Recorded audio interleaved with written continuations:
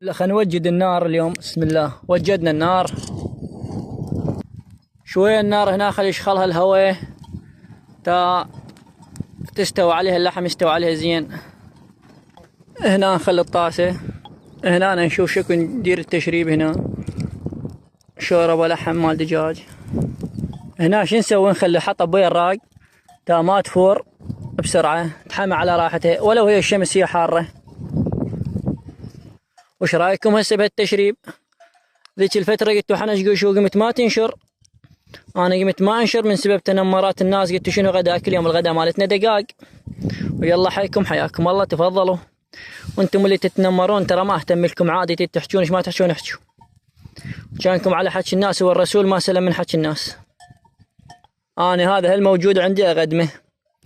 وما قلنا لكم تطورنا يا جبت خاشوقي؟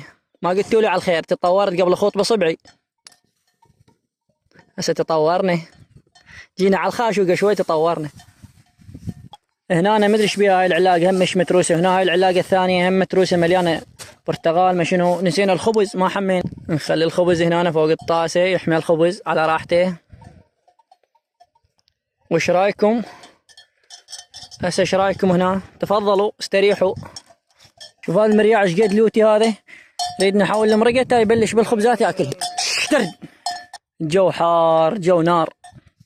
قنمت شلون استريحوا تفضلوا تاكلون لو تنقسون مثل ذول الناس اللي جات تتنمر عليها هسه حاليا. تحياتي لكم.